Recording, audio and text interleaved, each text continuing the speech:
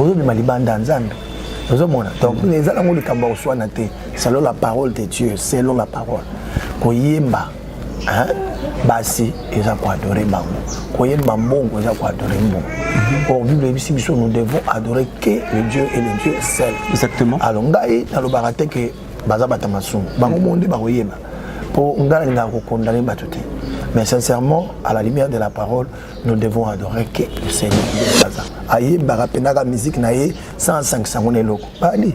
Mais dans la bataille sous baïe, on va sangisa. A sangisa magie rouge, a sangisa kindo kiamboka. Et vous pensez que bateau basala rawana pena ba kotate na monde wana le dit que notre monde. Non mais sincèrement, sur kotate ko ça la paix succès ma c'était preuve ngwana. Ça succès ma parce que le diable a quoi élevé au tesson que ça la sacrifice. OK. Sincèrement, nous avons dit et puis ngala yoka ba témoignage belé à bateau. Et tu le total ba internet sur côté total ba internet sur yoka ba témoignage belé tout ba ancien musicien ba bongola mitema ndenge ba lobaka. Dire te loba marape za bongo. Et anga c'est la mona mutandima bongo. Natali na te balobinde na beta kandeka ezala rapene loko. Loko. Soko sakani na loko maboko no evimbi. Yo beta ka lusuta nga ba voyage kana kenda. Na yo kango e baloba ngo e puis avouer ngo yemoko. Sika ya ezala musique ya mokili. Ba de batwa kuboya kango. Po nzamba kokota biloko ndingo na nzamba kotinda mutu te okanga mutu voix. Ozo yemba bona podium na otaloka bona zo invoquer voix kei. Vocal na yo moko sala ko ngomeka okokite président kituyo ba matinga na sali vocal na yo na paloli yango na potonga na keyo tikali yango na struple na lobi lokola ya memeli biso Yesu eke biso yakina posa Yesu to yembi nzembo to kamati pe to illustre makambo ya sali na kati ta una illustre makambo na kati ya sali na kati bato ba na yembi ndani parce que na yembi ka fachi ato yembi nzembo mboka na yembi na état de siège yo zo ko tereka ko yembi la fachi bazo ko manga kama ba fingi nga fo pro ata na boyi yango bato ko balanga na za profati ko mena ndima ka to mutu tina non so na ndimi na yembi le fachi profati za po bato ba fingi nga ngotro yango na ndimi en réalité lokola ba komisi nga profati na mi komisi po bino bolobi et lokola denili sa ba na ko mi passer wario lokola bolobi na nga wario nga be na ko président ba wario andima ngo po ba bambaki yango tro omoni en réalité c'est pasteur biloko wana bato baosala ngo zanini ce sont des jaloux bato bazange loko na mutu bato bazange loko kosala soki oyebokanga suki kanga ngo bien soki oyeboyemba luka makambo malamu ya koyemba nayebinga na mobali na ngai esi tobalana nakokite na kumbazemi ya mobali mosusu akangelanga lopango na Golgota makila na ye asopaki pona ngai na bika nga moseka na batela nzoto na zuwa zemite. Alléluia.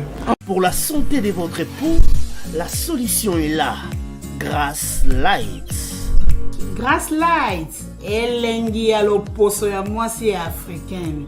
Grass Light ezali produit ezana sans hydroquinone soko olingi ozala kitoko lokola ngai sans tache. Yaka na Grass Light. Grass Light et salamina fruits, et salamina plante, et salamina loso pe salamina bambou.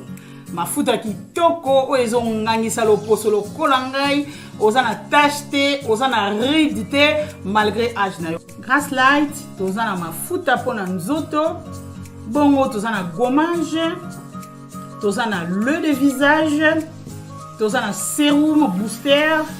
Tozana savon pour la kongangisa loposo. Contactez Grass Light, composez le +49 176 21 99 49 42. Grass Light elengi ya loposo na mwana Congo. La maison Stelman vous propose des prestations de qualité pour vos gâteaux de mariage, anniversaire ou autres événements. La maison Stelmag vous propose aussi des gâteaux personnalisés pour vos anniversaires ou autres.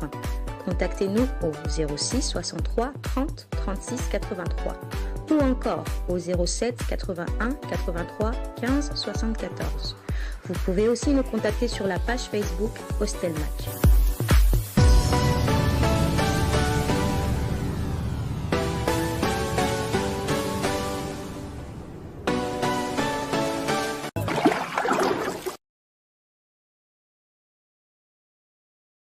Makamba ko bouger et sili.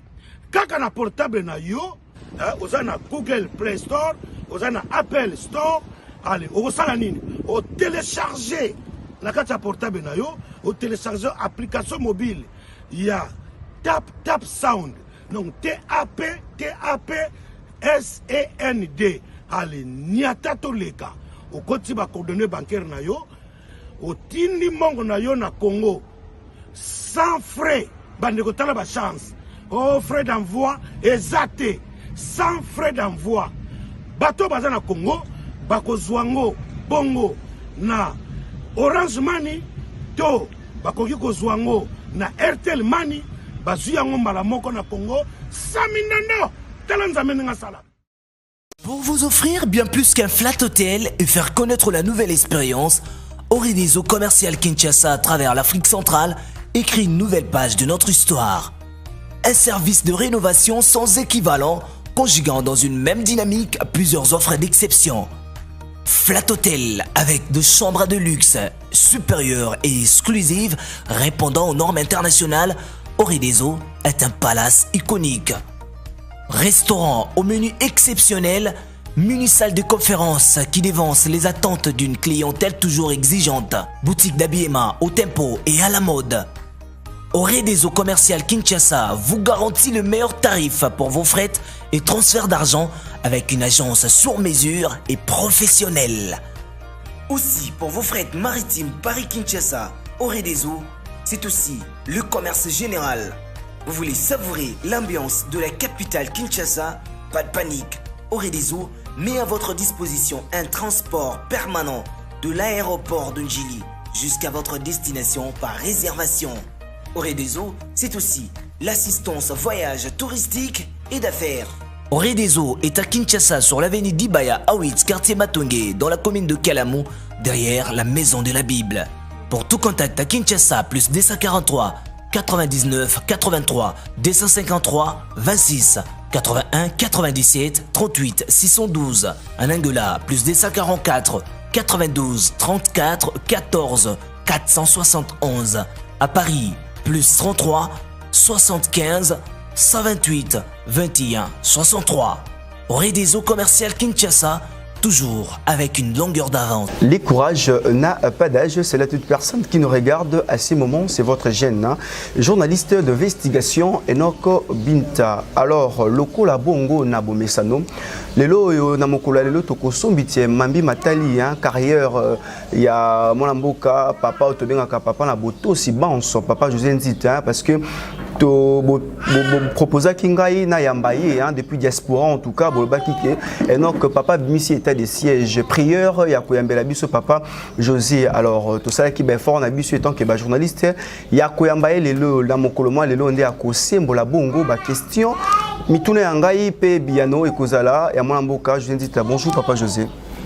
Bonjour, bonjour, bonjour Naba internaute Nyon Soska Bozali, bonjour Nandabiso et bonjour Penayo, moi Mboka et bonjour Naba artiste Nyon So, comédien, art plastique, musicien, bonjour Naba pasteur Nyon So et Nasuka Nasuki ça a coupé ça bonjour Naba tout Nyon So yo, Balinga Angaïte.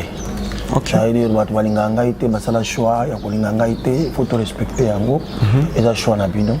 Bible priez pour tous ceux qui vous maltraitent et aimez vos ennemis. Donc,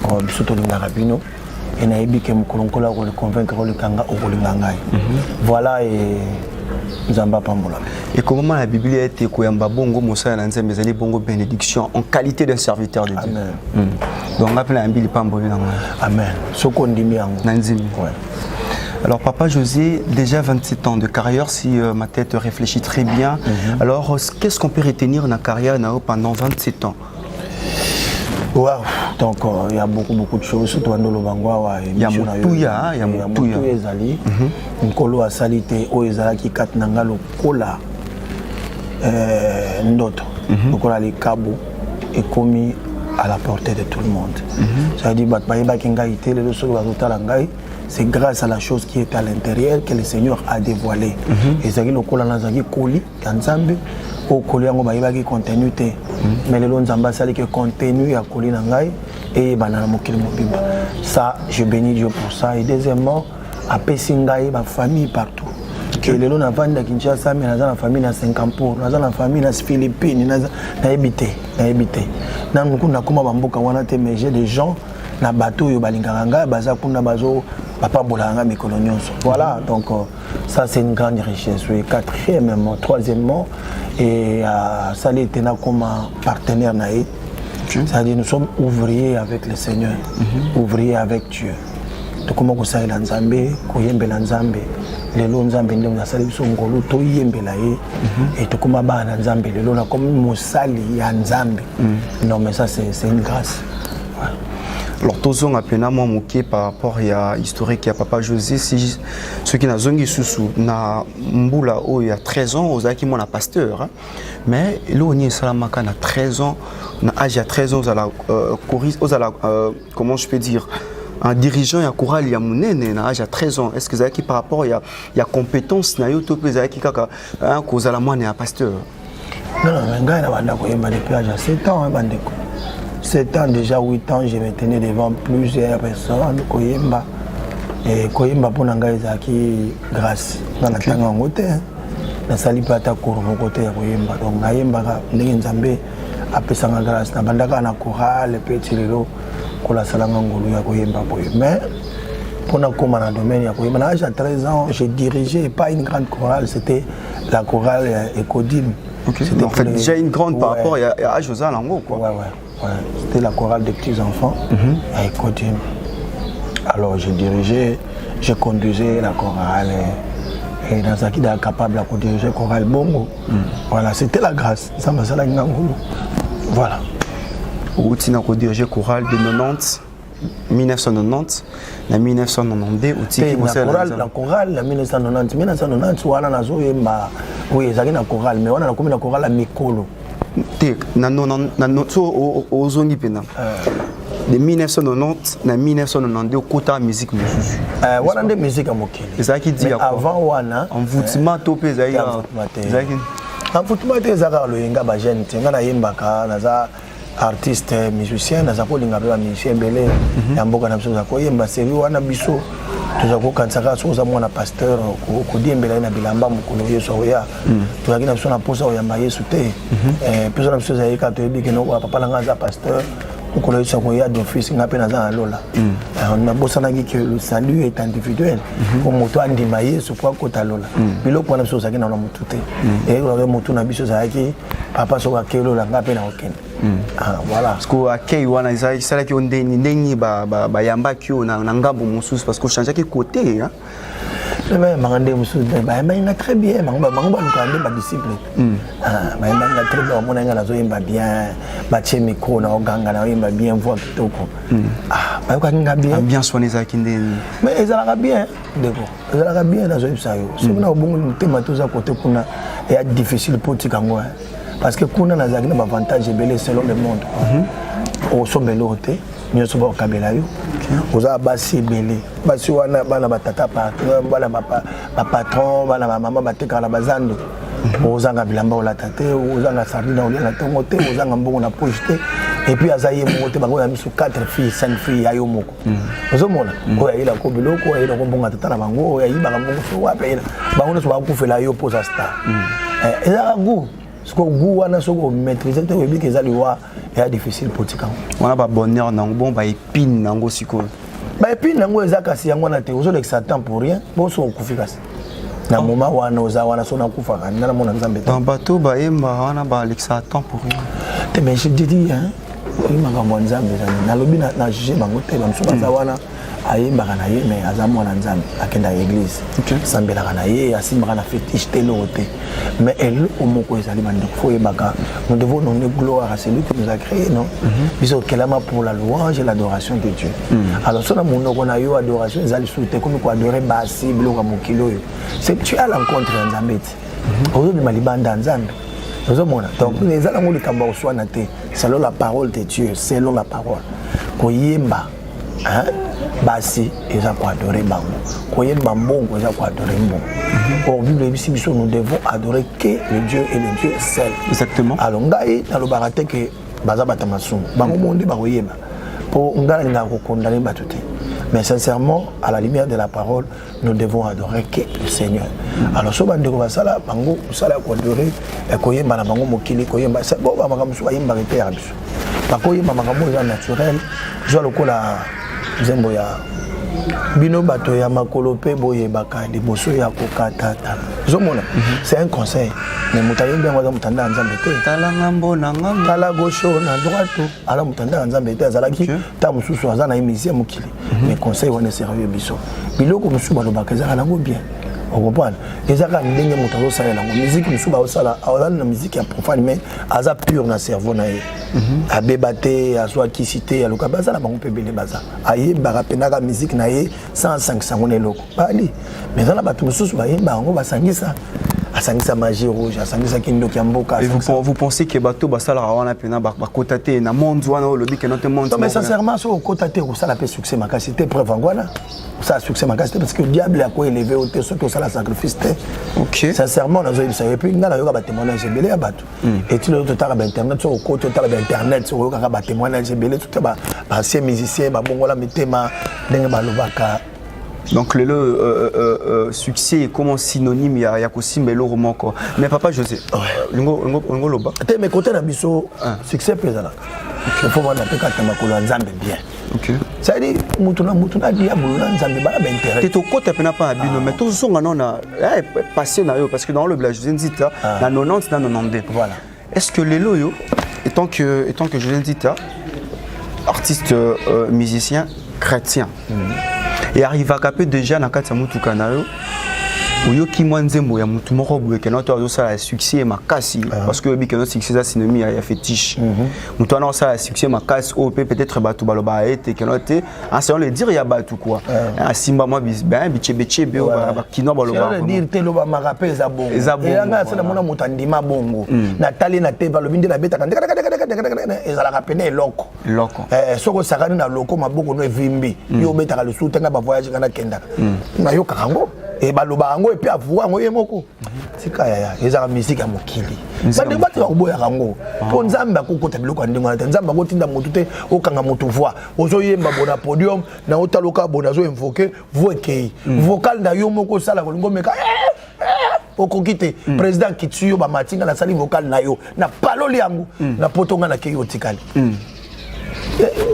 na landa ba témoignage ebele ya ndengwana bato baluba penda kezaka bongo suko ko voilà kata la soki eza musique oyo bosala ngo pona mbongo boloba keza musique na biso bolo na biso sala ngo pona la ya musique na biso mais poto sala ngo bien to zoka mo eloko to eza ngo loka bomba te mingi baloba ngo nga musique ya nzambe na sala kana simba eloko te ka Yesu na zaka na nzambe esili pona ko kosa batu te na kombo ya Yesu bona ke lifelo jamais donc mutu ana part na ya salaka frère musique ya mokili ezali ya nzambe pe ezali o biso osala musique ya nzambe o bango basala za musique ya mokili bayembelaka basi bayembelaka mbongo bayembelaka makambo nyonso mokili mais tant boloba musique ya nzambe parce que bateau po neto tozaboye eza na bateau baza ba intellectuel ba landa biso za pe na bateau ba comprendre peut-être ba terme mususu te mususu poko tuna otongo loba musique ya nzambe est-ce que nzambe tout ça nzambe sala ka musique parce que toza devant ya bateau ya baba na expliquer ote dans na 28 ans la musique exactement expliquer ote pour faire la musique de Dieu il faut d'abord être un chrétien. OK. Un chrétien c'est celui qui a accepté le Seigneur Jésus-Christ dans son cœur. Un chrétien c'est celui qui obéit aux prescriptions et aux instructions de Jésus. Un chrétien c'est celui qui est assis à l'église chez son pasteur c'est celui-là chrétien. Et ce chrétien-là n'a pas le droit d'aller chanter dans la boîte, il a le droit qu'il y ait un droit qu'il y ait une musique, insanité, sa bouche est assaisonnée pour donner de la gloire à Dieu. Oh, mais je te dis, c'est ça un chrétien. Je comprends. Voilà. Et il y a des chrétiens qui font le mal, mais qui viennent prier à l'église. Ça veut dire, ayembaka na ye azane muyibi na compagnie, ayibaka ne bambongo na ye azane ndumba saka na ville, mais assemble na l'église à pasteur tel. Maté ya baté ya ekota ka ye na bato ye mesala ka lokote. Abimi na église, abimi na kene sous na boulevard. Akuta na ba mindele na ye, ba coucher na ba butu, azu ba dollar ya pesi dim na ye. Et ça lokote tu opia ba dim na yo wana. Dieu n'a pas besoin de ces dîmes. Dieu a besoin de ton cœur à toi. Si vous montez mon bon matin, même si vous m'avez dit que pas mon délai. Attends. Dieu a dit répands-toi.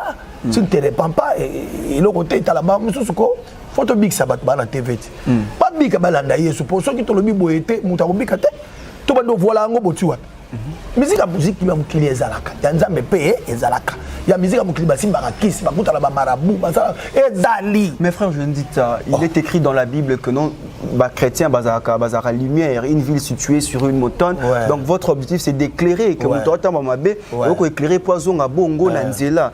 Mais ça la rabino ndenge ni musicien chrétien aujourd'hui, vous marchez beaucoup lié peut-être bambongo ya ba musicien o ko bien ba musicien ba féticheur quoi. Mais chrétien, on a bon, mais tandis que l'objectif de c'est pour évangéliser. Frère, kolia mbongo ya mutu. Ngolo bateko komi mutu wana. OK.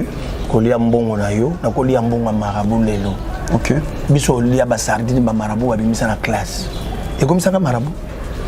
Oh, aye na classe boya aye asali ba bimisi sardine, na bimisi bilamba, na lata na sapato marabu ala bimisa. Na koma marabu. Oh, et là, mon corps est saint. La Bible dit tout est pur pour celui qui est pur. J'ai dit au nom de Jésus. Là, c'est votre part. Mais c'est pas part de Nzambe.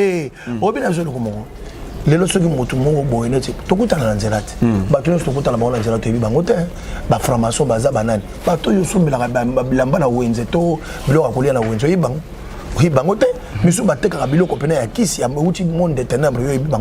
mais problème ces années quand tu achètes comme ça viens pris pour ça au monde en bazongi si ngo vrai loko basuka li musumona to somba na ngonza basuka li tenza bazelo so ba yebi uta na monde des ténèbres basoso musumona za babemba beki ya bana mais tant ozo mona ngo soso osombi yango so za chrétien quand tu pries pour ça ezongi soso ezongi soso kolia bébé te ole soso mais soki mutu mo aza mwana nzamba ta bonde la kata sombi bo akena bébé ale mutu nganda ngona bango yango ba malade ekomi ebele frère mutu azoyebisa yo ke kolia mbongo ya nganga to ya nini eza lisumu akosi yo mbongo eza mbongo baso kabilinga mbongo na yo na oliango ozala maraboza adani meka kaka na koliango po na mutu na ezali boye mutu na ko kabila mbongo bien sûr que oui azali nganga mais mission ya ba chrétien parce que la Bible dit que la moisson est grande mais il y a peu d'ouvriers mission ya ba chrétien ezali bongo kozongi sa mutu na nzela bien sûr que vous pouvez manger l'argent mais kozongi c'est vraiment na nzela peut-être atika makambo yoka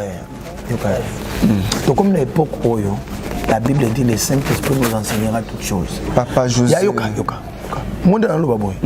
Bat ba olandanga na tebali. OK. Bango pe ba olandanga. Mais la Bible dit si vous entendez sa voix, n'endurcissez pas vos boni bogo ya. Parce que tout ça na appareil ya conversion que na simbi ya bongo la mtema basumo longet kali ya pembe aya bongwani. Na yeso pa na yo c'est incroyable. Ya ndeba olandanga boye soki ya solo nzambe aolobela mutu moko c'est kondi mama dobonga na zoyebisa bango ndeko komisa bango bakoma pembeni na ngai babongo lisa mutu motema te pende na zo babona na capacité obongo sa mutu motema te mais vous pouvez parler persuader une personne. Non mais je parle aux autres biso toujours bana yoti mais mutu muso olandanga oyebi te kombe balandaka biso yebi nga balandanga trop na ba misia ngambo wana ba misia ko to balandanga trop etina lobaka boyo soko za ngambo wana so yokangai na yebiso ke ezaka musique mondaine soko yo oboyi na yo atika mais ya ko tika kutu bien na wise tika na yo bo so badakata mbona nzambe tozo zo mbongo te ata tozo zo mingi koleka atika musique wana ya na musique na bino parce que lelo batu ba ko yeba suko différencier musique chrétienne na musique o ko bien musique profane musique ya mokili c'est comme si un ba chrétien na ba o ngambo kuna boko vivre kaka lolenge moko ndenge ni ngolobela oyi bino bino bwa malamu te défaut ya mutu moko fait comme défaut batunyoso to erreur ya mutu moko fait comme erreur non, il y a tika. Parmi les faux, il y a aussi les vrais. Vous comprenez? Et ça, les faux, les vrais, les frères. Les bons frères n'ont beaucoup bazali. Les faux frères bazali. Comprendre? Donc, je ne peux pas être scandalisé pour ça. La Bible dit le malheur arrivera. Et quoi y a? Et quoi y a? Et ça, la Bible, tu tomberas. Et ça n'a pas tout soupe baza ya nzambe ya solo mais akwei etango akwei ya se repentir la zongeli normal nzambe na ye akwei ape soute okozela ya koya okolapa okoya sute nzamba simbi. Il y a des gens comme ça. Nzamba terre abiso tam sur ma façon moko boy. Après sur instruction yo qui te m'a permettre koya oyo ka son na miso bato. Et après tango oyo ka benzambe je ne ferai plus. Et si les zongi mbala mo likolo. Et puis nzamba bosani masumu wana. Tu comprends? Na corbeille ya nzambe na biso masumu na zalate. Quand il pardonne il oublie. Malamu nzamba ndangwana. So quoi limbiso ko mono musanto mbala moko. C'est différent. Mais nalinga po yo lobaka bo solo, nalinga po ete yo loba osombiti nyaka vraiment makambo na lolenge sengele. Mais nanga muna yo tongo talaka konte moni musicien wana azofingisa biso hein.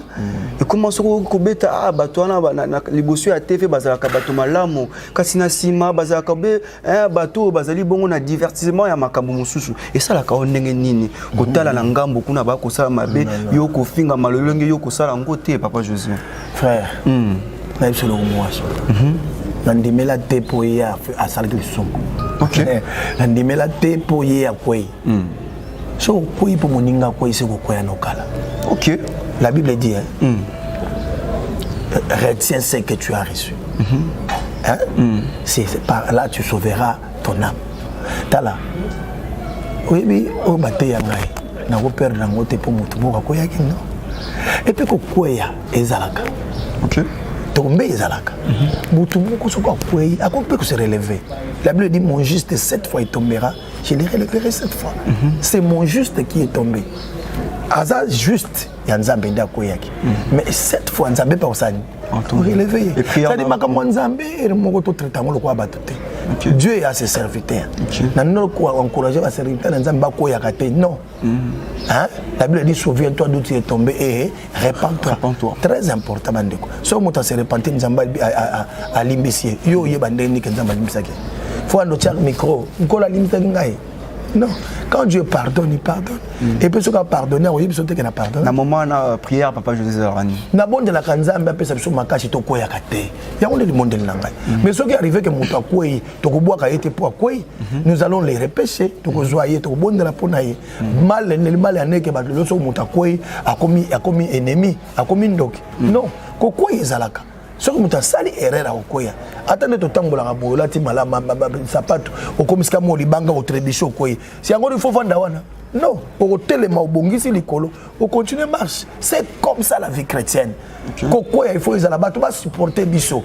Ndenge toté ya kabino bonde na lo baboy. Le diable n'est pas content. Exactement. Akoluka ndenge nini akoyi sanga pour monongo na ngesa ni ekangama. Quand tu es tombé, tu n'as plus la force. Okolo baboy te posa na masumu. Okobanga. Mais quand tu as la force au télémaboy, c'est parce que j'ai la force. Mais à ça, Asimbisanga touche pour na quoi pour na zosu makasi yako baboyete. Or j'ai pris Dieu que batunyo so baza makasi bakoyate. Vous comprenez? Pour te tous dans la makasi yako lebela nzambe na biso parce que le temps n'est pas là. Le diable a s'infiltrer partout. Si tu as donc à place, il faut vraiment te bonner la tête sans à préserver la salle. Voilà. Alors avant vraiment tout côté na tekeo pene bongisa maki na mukolo moi lelo par rapport ya nzembo na état de siège, j'ai bien prononcé, c'est ça? État de siège. Voilà. Est-ce que papa José koki kozongi sabiso na moi ba nzembo na ata moko nzembo na ya kala opena et ça là vraiment combo ya papa José parce que dans mon cœur là il y en a plein en tout cas. Maintenant les ki yo Moscou opona opena so za so yo ki on a été Nzambasala a créé Moutoumaro José et puis José a s'imposé à la musique chrétienne. Naebingana mobali nangai esito balana na kokite na kumbazemi ya mobali mosusu o akangelanga lopango na gologota makila na ye asopaki pona ngai na bika enga moseka na batela nzoto na joie zemite. Alléluia. Banzembo na yango ça la rose a plus sollicité na l'église parce que je crois si je me trompe pas semaine de temps que les causes l'église moi ba côté à bonne zone la bête à trop ayemba mingi ndi naza bona zo kendo yemba ena yemba bisika mibale na yemba na ma campagne na pena kitimba on a kenji donc ça dit quoi ko la pesa biso biloko na nzoto il faut tous à la maïele pour te préserver en webé bate. Le peuple de Dieu a besoin d'un mot. La Bible dit le monde attend aujourd'hui chez nous, les fils de Dieu, la révélation de Festelien. Toza bato yo bazo zela ba bika pona biso. Si tu ne fais pas bien ton travail, tu as des comptes à rendre avec le Seigneur. Oh le bam comme pas nzambe. Nous devons bien faire ce que nous faisons pour te payer ça au exam tout et pas na bana nzambe. Voilà. Mutuna oyo nalingaki peno bimisa pena kozali bongo mwana nzambe. Lobi ebele Papa José. Mais lelo yo Papa José nanga momususu ba ko kanisa bongo était Papa José au côté politique. Na ko enrichir question na comprendre bien. Voilà. Depuis 2001 si tu commis à 2019 ou 2018 Papa José Tikala au salon de moment il y a nation. Non, quand je parle de nation par rapport à Makambo, Mokonzamboka à l'époque, président, ex-président. Non, Papa José, Nassil Saïdé Nangaï. Nassil Saïdé Nangaï. Parce que ce que nous peut côté dans l'histoire au côté parce que 2014 état de Kidji tout le monde a et tout ça parce que nakende de 2001 si tu es en 2019 ou bien 2018, l'action, on a en français, l'action phare, et en beaucoup, on a vu ceux qui sont salami, Papa José, tout le monde a au salaire à Banzé Moté. Mais, ouf, Fatia Zubokondi, en 2018, tout le monde dit Papa José vraiment au quotidien. Il y a des fois, des émissions qui sont la peine de la mambi matali politique. Est-ce que les alliés pour les alliés pro Fachi, tu peux les alliés qu'à révélation, après 2018? Et au Bossani, peut-être aux informations pénatées. Au Bossani Makas. Banzembo depuis 2001. Si les loups. La rose a la Dinzembo ici na Sali. Nabando na kubando yebelongo moko on a Sali. On a élection yoka. OK. Pour l'élection en 2006. Pour l'élection en 2011. Hein? La yembeli ba orphelin. Actualité phare. Actualité phare ko tant bato so basaraki banzembo pona est pona ba guerre. Minduki tout va faire ba yemba banani. Ngomona ngana yemba kite. Boko futa zoto a congolais boko misi ndentaba boko futa sunya congolais boko misi tout coûte non na élection 2011. Oyo Tshisekedi na Kabila. Bazo bundana nani ko gagner. Naïmba. Naïmba. Ok. Naïmba lonzemo naïmba. Naïmba. Soki pe ozwi tezela mbalo yo asima. Nzamba kosalisa yo. Kongo yango pe ya biso nyonso yi. Ezaka nzembo saka succès na 2011 wana.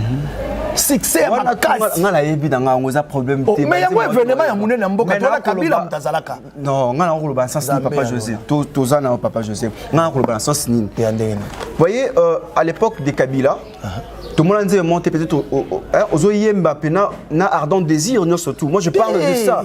Na ardent désir mais est-ce que batu bazo quand on a considération makasi tel lokola lelo. Lelo yo kangai différence c'est ça lelo na koneza nini. Aujourd'hui. OK. Et l'autre sali ampleur ya MZ et l'autre sali ampleur ya makambo na mingezani. D'abord événement ya président. OK. Au côté ya président voilà. Et l'autre sali ampleur ya banzembo na oyembeza nini. OK. Les chrétiens d'abord ba soutenir ngo mingi po anini. Au côté ya président. Nam tout mona président ya kota asangisa mboka mobimba. Donc de sambela na stade. Au moins les gens congolais baza cause la mingi ba chrétien surtout. Yango wana que Dieu nous donne un président qui connaît Dieu.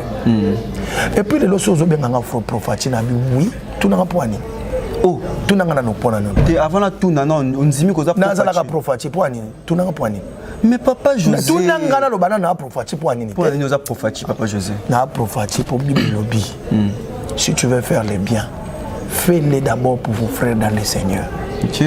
Fachi, c'est mon frère dans le Seigneur. Je connais son église, je connais son pasteur. Je connais son église, je connais son pasteur. Je connais qu'il croit au Seigneur Jésus comme moi. C'est mon frère dans la foi. OK. Voilà première cas.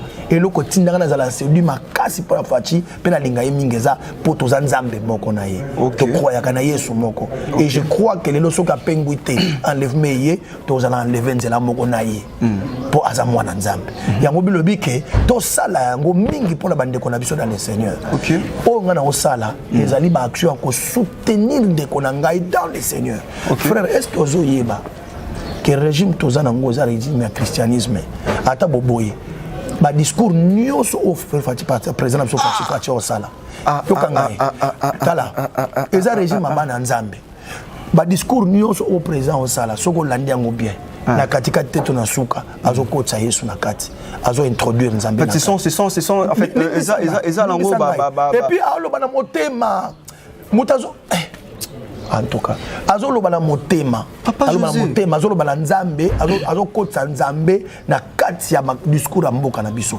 yoka na yebi ke bato après 3 mois baloba na bango okotsa kinzambe limbisangate yaya OK biloko azoloba na comme ba jugement selon yo mais moi je parle selon le fait on a la moni ndé nazoloba no wa nazoloba no teke fatia mona malamu asumuka katete OK c'est bon on wana moni sikoyo yo ndé ko mabeno yangwana on nga nazo parler na ba acte posé par rapport ya christianisme ozomona lokola lolenge parce que nga pe na ko yebisa bino akina nazoloba ma nzambe même suso kimi bona ya na mutakisi yo yeba oyeba te ozomona lokango kotona so okeyo nto komi ko juger intérieur ya mutu mais toto tala be fait oyo azo sala liboso abato banda ye kombo Yesu na mboka na biso eteli makasi ndimanga nazo yebisa yo kombo Yesu eteli parce que ye moko yebisi Yesu vanda na kiti zala le maître absolu zala le roi ya mboka oyo or Yesu ba mexake lokote soko mexi Yesu loko bi Yesu yako koma mukonzi nanga o kimasuku te o mikangisi ngana kinga ko mukonzi na yo po yo moko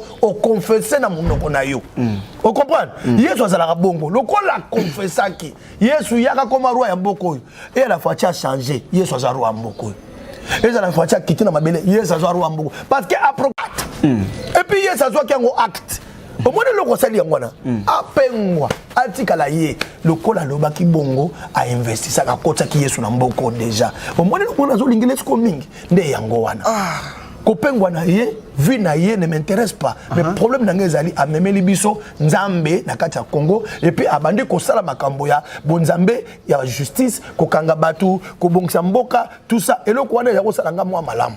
La Bible dit la justice élève une nation. Jusqu'à notre justice est allée. Parce que nous avons la côte sur la politique. Non, politique. Non,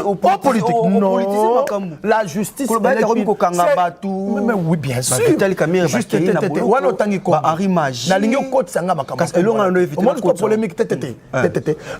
la justice élève une nation. Mais maintenant que justice est kangabato. Justice est tchakabala tout droit. Justice est bongisa kabato.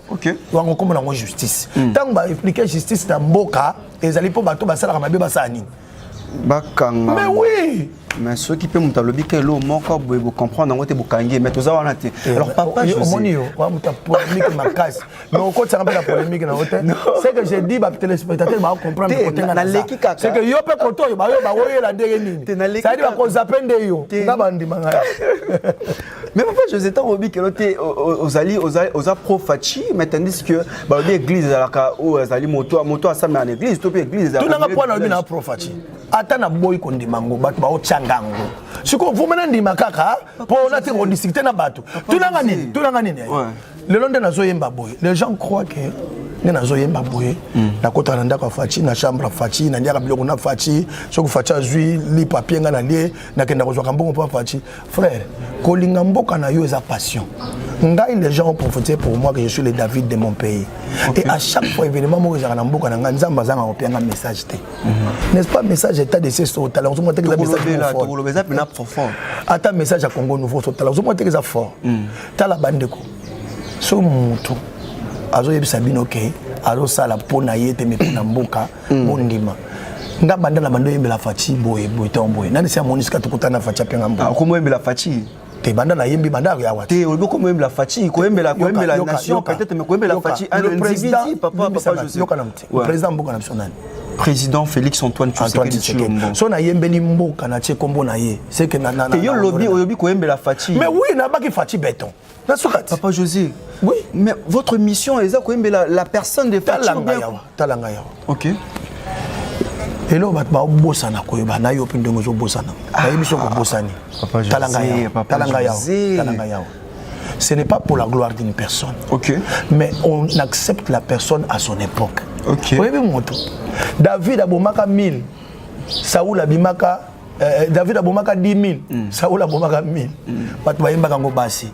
David a tué 10 000, Saoul a tué 1000. David a tué 10 000. Kasi loko Saoul etindaga kanela aboma David kasi yango na tanga moni bakomo kumsa David abomi 10 000 ye 1000 esiliki ayoki muta mabe akomo luka kwa kanga David. On n'est pas là pour faire la gloire des hommes, mais on doit accepter la personne à son époque. Ça veut dire makambo yo président Fachi ayaki nango ya Nzambe awa na mboko yo bandanga naza José Nzita na mona ngo nanu te yango na struple na lobi lokola ya memeli biso Yesu et que biso yaki na posa Yesu to yembi nzembo to kamati pe to illustre makambo ya sali na kati ta on a illustré makambo na kati ya sali na kati bato ba na yembi ndani parce que na yembi ka Fachi ato yembi nzembo mboka na yembi na état de siège yo so ko tereka ko yembi la Fachi bato ko banga kamba ba fingi nga fo pro ata na boyi yango bato ko balanga na za pro Fachi ko na ndimaka de 2001 si 2011 to longue de 2011 to 2018 oui natama kabila byo senga na muta PPRD tala yembaka makambo kabila la bike papa na bango sali boye ya ye kwa chef mission boye na boye ba oyo senga zolia c'est on a quoi na za coopérer na papa ngoyi mulunda mingi ba oyo seke kulo kosa peno ça dit comment te ban kosa ona somba ngonga moko moni kosa na ngayo yo moni papa José vimbi ko vimbi ngolo banini moi c'est na ngayo sala nga soupe bien mikono so na zolia pebi ko bala za gu fo bala ko bala za gu ko yongi bo soupe ba soupe mama oh ko konde yaki mikolo yaki ya célibataire ozanga momi sika o momi aye bébé payé bo so mbonga Fachi te nazo ba so ko Fachi penga mbongo pona sali musala malamu est-ce que pied mutaza la balabala ka boya c'est le côté pour te faire utile na mboka na yo faut bimisa ba capacité za nzoto exactement au monde nous ça la journalisme un peu les autres ça journalisme qui toi quoi j'apprécie ce que tu fais tango salango tango nazo apprécier ngo kuma quand ça que présidence me batala ba film oté ils en batala et quelqu'un peut dire ces jeunes journalistes parlent bien donc ils ont été en présidence et là on est même au kuna compétence dans le travail exactement il y en a bi que mutu potonga mutu tina non so na ndimi na yembele Fachi Fachi za po batu ba fini ngango trop ya mona ndimi en réalité lokola ba comme ça Fachi na mi commissia po bino bolobi et lokola Denis Sabaki na on passer wario lokola bolobi na na wario ngabe na comme président ba wario andima ngo po ba bambaki yango trop omoni en réalité c'est un pasteur biloko wana batu ba osala ngo za nini ce sont des jaloux bato bazange loko na mutu bato bazange loko ko sala soko yobokanga suki kanga ngo bien soko yebo yemba luka makambo malamu ya koyemba soko za nani a journaliste luka batem ya malamu ya ko exploiter tango bato bando tala ngo bazomona ngo kilo c'est alors bato bando ko s'intéresser na yo fais-toi utile dans ton pays frère mukonza mboka oyeba yo OK mais 2023 d'accord le tongaka c'est bon alors papa José 2023 à 2023 élection ekozala maintenant déjà bah comment papa José déjà Fachi est-ce que vous pensez que Rosala ba koyamba malamu na président kokota 2023 si seulement eza Fachi te yo nde soko longola ngala baki na yo tango zolo ba bongo Fachi otala banzembo na yembi so sala ngo penza examen est-ce que ça ka combat Fachi za na kati bien appelé ce conseil. Exactement. Les gens n'écoutent pas ce que j'ai dit. Bato bakangami na kombo Fachi parce que le parti ndaza président. Omoni ngana zo yebisa bino ozo yembisa nga eza même pas ba politicien. Nazana mutu na simananga te ni le président de la République derrière moi azate ni ses conseillers derrière moi ba pesanga maloba ba pesanga te na yembaka o nzamba pesaka nga. Je suis les chantres de ce pays. Dieu passe par nous pour donner le message. Parce que beaucoup de kamakata beaucoup de sangai Fachi. N'endenge ni. Nezola kwa ndembo ta de siège oyo. Bato goma ba obenga kai. Il y a une maman qui m'appelle qui pleure. Baba Mungu akubariki sana. Mungu azo yemba azo lela. Ai banda tozala na mtu mona makambo. Non, en tout cas, vous êtes une bénédiction pour notre nana mona makambo boyete osimbina munduki ozo bunda papa José Nzamba salota soda ngoya ubunda awo bumba batu nyoso bali awa tala bazo sakana biso. moko ayebisinga papa so komita soda na yebi kena molimu musantu yo ko bomata ba obeti munduki moko bomi samba ozomona mutu azoyebisanga ndenge wana makambo nasali esepelisi peuple na ngai ya Congo. OK. Bandeko na ngai ata yo moko. Kabo o nyonso wana basepeli wana kaka Franchi. Non, nga linga ko expliquer, bon expliquer parce que tu vas comprendre. Voilà. Exactement. Voilà donc batunde bazo komisa biso yango. Soko vanda message à Congo Nouveau. Au monde na beti solo penza ya parcours mboka na biso. J'ai cité même le nom de Mobutu, j'ai cité même na tangi makambo ebele na katia Congo Nouveau. Oyo nazole la plus pour na injustice. Na interpeller communauté internationale pour ni bozo sala boye. Pourquoi bo vandi nie boye? Makambo bozo sala na SSA 2 décennies. Bat bazo kufa communauté internationale bozo sala le côté pourquoi? Pourquoi ni bozo tika biso boye? Nazo plaider. Mais papa José, est-ce que pourquoi seulement aux yeux parce que guerre ya est ezalaki nango hein parce que pourquoi aux yeux kaka na loba thème wana ya état de siège pour nani kaka ya thème état de siège je dis que j'ai aimé l'idée sincèrement na kombo yesu soki idée wana bimaki na chef de l'état na biso c'est un génie. Sincèrement et ce que ça na bato biro nde ba pesa ki yango cabinet alors travail pas seul akangama cabinet bato wana ba ida malam. OK. Na tombo loboko likolo.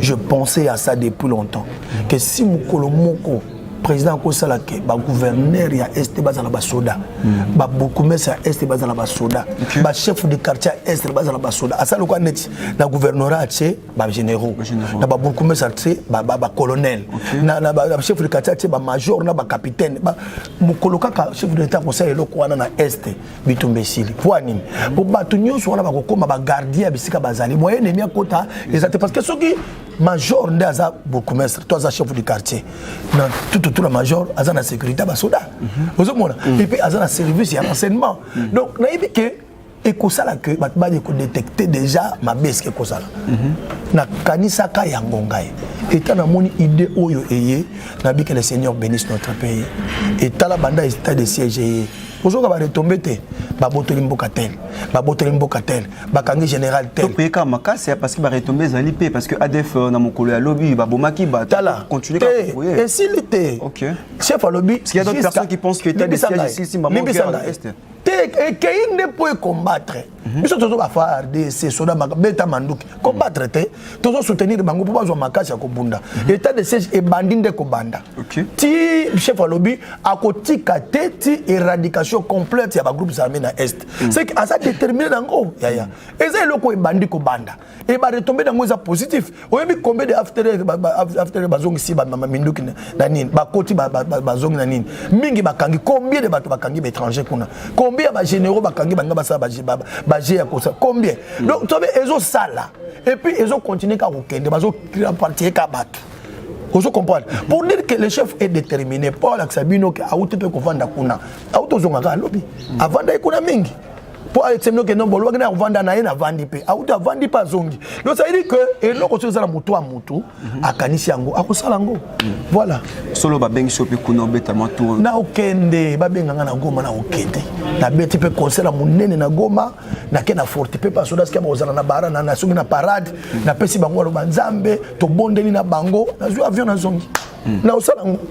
Alors papa je vais parce que tu commis bongo na suka to kokita bongo na suka alors message na ezali pour na bato ba ko consommer état de siège nzambe apambola bango nazo bondela bino boye oyoki nzembo esali o passe zwa tango kofuka mobondela pona mboka ato vandaka na poto zo li hamburger oyeba ke baleki no bazana Congo kwanga eza passe na Thompson ngungi na yite so comprendre ngungi malaria tala tango zo li McDo au vandoli à McDo pour McDo za musuta munene awa ozo fungula munoko munene pour kanga nyonso eza 7 étages on fait tala munoko ozo kanga eza ka gu McDo surtout na 12 heures so uti musala ozo pema ozo na ketchup ozo mutuko na nino ozo mela milk elengi voilà ngana liaka ngo papa sona ke poto suka na loko mais kanisaka mboka na yo ata la personne ya papa Félix Tshisekedi zo sepelisa hôtel na likola muto mboka mais Congo eza ya Tshisekedi yemoko te Congo eza ya biso akoleka ba président balekaka